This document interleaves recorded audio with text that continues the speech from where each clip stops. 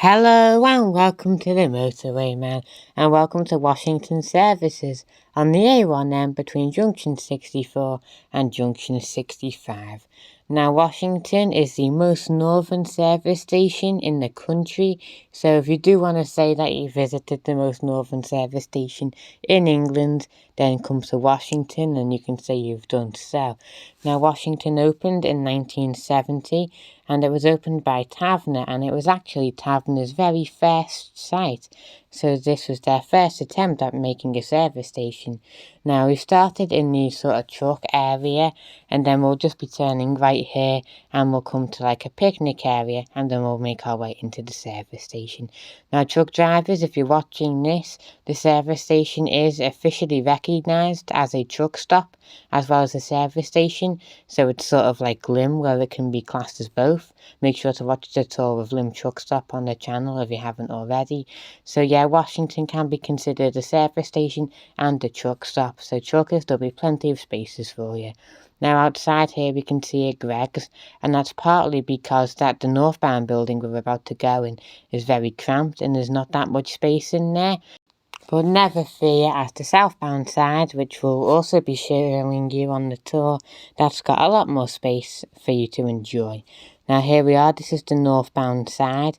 So all that there is on this side is a Burger King and a Costa, and then they did add that Greggs unit on the outside quite recently. So here's the northbound, it's quite nice. And then just back here we can see a staircase, and then the staircase will take us upstairs over the bridge, which is a very interesting bridge. I'll explain why in a sec. And it'll take us over the bridge and we can see the southbound side.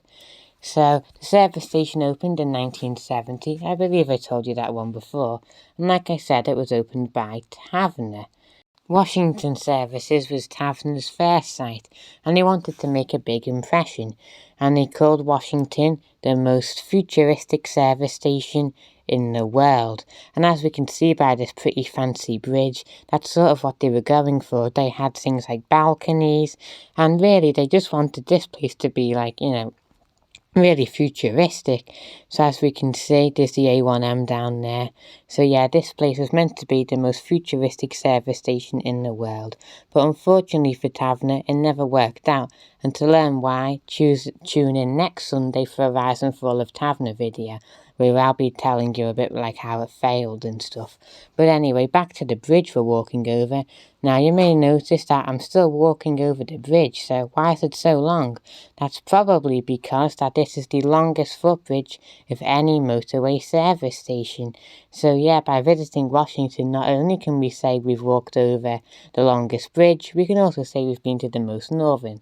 So Washington does have quite a lot of accolades.